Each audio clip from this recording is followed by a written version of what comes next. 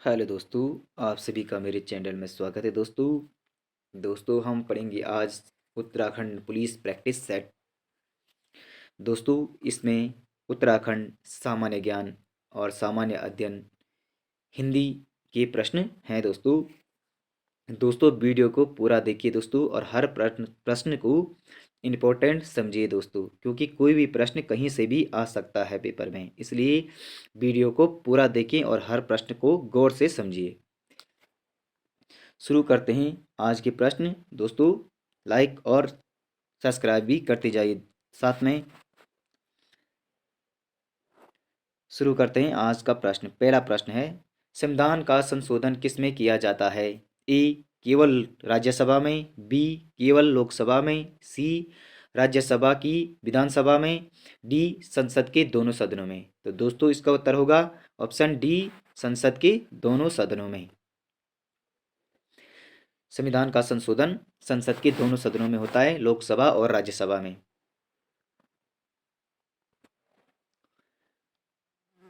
प्रश्न संख्या 2, विनोबा भावे किस आंदोलन से जुड़े हैं? ए गरीबी हटाओ, बी भूदान से, सी अंग्रेजी हुकूमत हटाओ, डी इनमें से कोई नहीं। तो दोस्तों विनोबा भावे का संबंध किस आंदोलन से है? तो दोस्तों विनोबा भावे का संबंध भूदान आंदोलन से है। भूदान आंदोलन से विनोबा भावे का संबंध है। प्रश्न संख्या 3, कौन सा शहर गंगा नदी के किनारे नहीं बसा है? ए कानपुर, बी इलाहाबाद, सी आगरा, डी वाराणसी। तो दोस्तों इसका उत्तर है सी आगरा। आगरा गंगा नदी के किनारे नहीं बसा है, बल्कि यमुना नदी के किनारे बसा है। प्रश्न संख्या 4, उस्ताद अल्लाह रखा कौन सा वाद्य यंत्र बजाते थे? ए जल तरंग, बी सितार, सी सरोद, डी तबला। तो दोस्तों इसका उत्तर है डी तबला। उस्ताद अल्लाह रखा खां तबला वादक थी।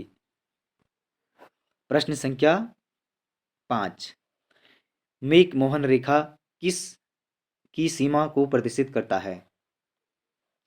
ए भारत नेपाल की सीमा को, बी भारत चीन की सीमा को, भारत पाकिस्तान की सीमा को, और भारत म्यांमार की सीमा को।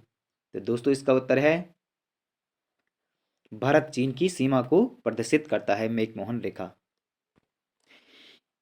प्रश्न संख्या 6, ईसा मसीह का जन्म कब हुआ था? ए 4 ईसा पूर्व, 29 ईसा पूर्व, 1 ईस्वी पूर्व, और इनमें से कोई नहीं। तो दोस्तों इसका उत्तर है ऑप्शन ए 4 ईसा पूर्व ईसा मसीह का जन्म हुआ था। प्रश्न संख्या 7, ललित कला एकेडमी कहाँ है? ए मुंबई, बी कोलकाता, सी नई दिल्ली, डी हैदराबाद। तो दोस्तों इसका उत्तर है सी नई दिल्ली। ललित कला एकेडमी नई दिल्ली में स्थित है। प्रश्न संख्या 8, सालार जंग संग्रहालय कहाँ है? ए बेंगलुरु, बी हैदराबाद, सी चेन्नई, डी लखनऊ। तो दोस्तों इसका उत्तर है बी हैदराबाद में है। सालार जंग संग्रहालय हैदराबाद में स्थित है।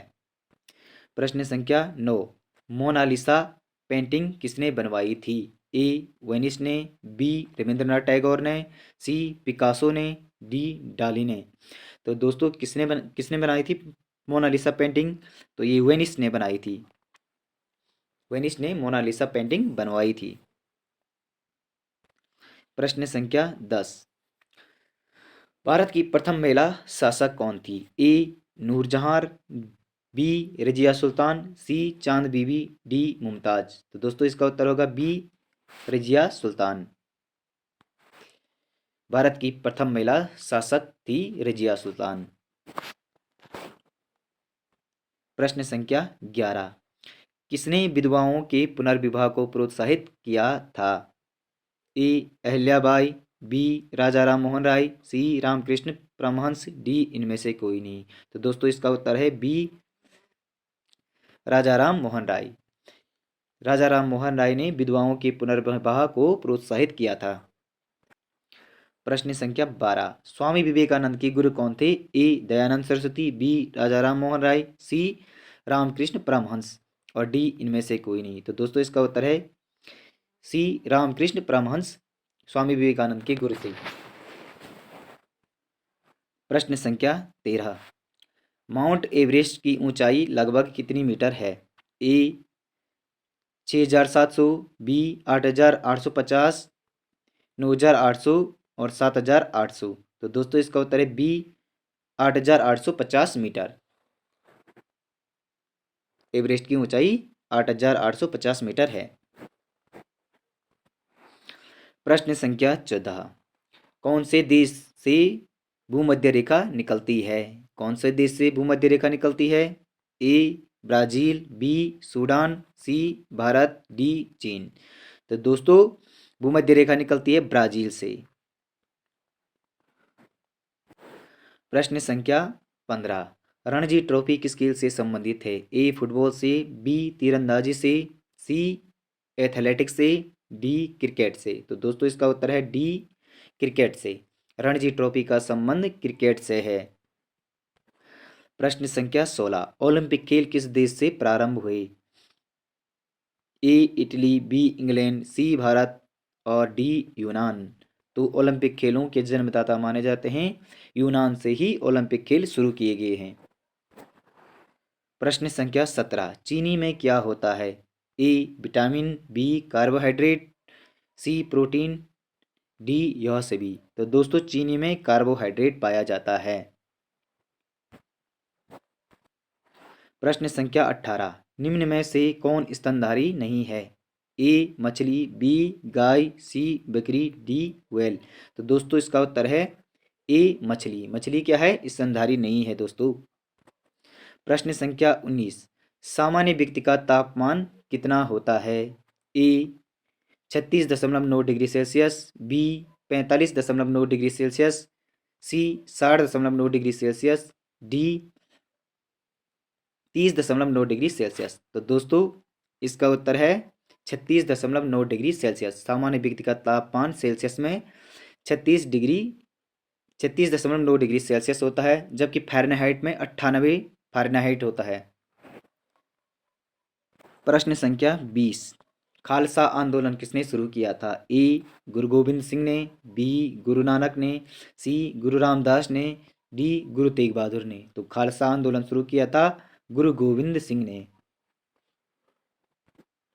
प्रश्न संख्या 21, रक्त में लाल रंग निम्न में से किसके कारण होता है? ए प्लाज्मा के कारण, बी हीमोग्लोबिन के कारण, सी आरबीसी के कारण, डी डब्ल्यूबीसी के कारण। तो दोस्तों इसका उत्तर है बी हीमोग्लोबिन के कारण रक्त का रंग लाल होता है। प्रश्न संख्या 22, चंद्रकांता उपन्यास के लेखक हैं? ए भारतेंद्र हरिश्चंद्र, बी प्रेमचंद्र, सी मैत्री शरण गुप्त, डी देवकी नंदन खत्री। तो दोस्तों चंद्रकांता उपन्यास के लेखक हैं देवकी नंदन खत्री। ये हिंदी के प्रश्न हैं दोस्तों। प्रश्न संख्या 23, जिस पर मुकदमा चल रहा हो उसे कहते हैं? ए चोर कहते हैं, अपराधी कहते हैं, अभियुक्त कहते हैं या प्रतिवादी कहते हैं।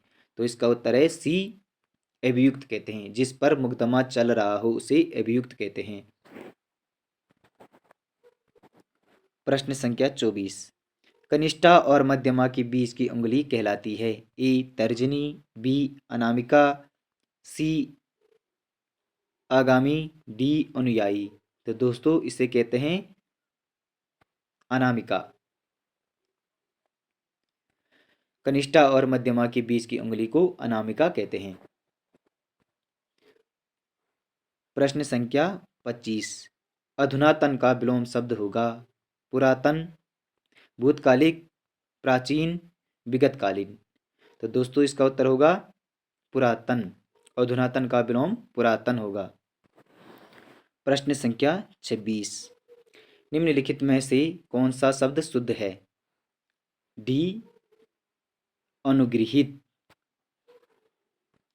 अनुगृहित शब्द शुद्ध है। प्रश्न संख्या 27, कामायनी किसकी रचना है? ए जयसी की, बी सूर्यकांत त्रिपाठी ने लगी, सी जयशंकर प्रसाद की, डी महादेवी वर्मा की। तो कामायनी की रचनाकार हैं जयशंकर प्रसाद। प्रश्न संख्या 28, कृतज्ञ का विलोम शब्द है? कृतज्ञ का विलोम शब्द होगा कृतज्ञ होगा, कृतज्ञ होगा, उपकारी और उपकृत। तो दोस्तों इसका होगा कृतज्ञ। कृतज्ञ का विलोम शब्द है कृतज्ञ। प्रश्न संख्या 29। निम्नलिखित शब्दों में पुल्लिंग का चयन कीजिए। ए शिक्षा, बी शिष्या, सी पाठशाला, डी शिक्षक। तो इसमें पुल्लिंग शब्द कौन सा है? शिक्षक क्या है? पुल्लिंग शब्द है। बाकी ये सब स्त्रीलिंग है। प्रश्न संख्या 30। दशानंद में कौन सा समास है? तो दोस्तों दशानंद में कौन सा समास है? तो सी बहुब्रीहि समास है दशानंद में। दोस्तों वीडियो को लाइक और चैनल को सब्सक्राइब करिए। दोस्तों मेरे चैनल पर उत्तराखंड पुलिस से संबंधित वीडियो अपलोड होते रहते हैं, इसलिए सारी की सारी वीडियो देखने की कृपा करें। दोस्तों सिलेबस के अकॉर्डिंग जब तक परीक्षा होगी तब तक सारी वीडियो अपलोड की जाएंगी। ज़्यादा से ज़्यादा वीडियो देखिए ताकि आपको सफलता मिल सके।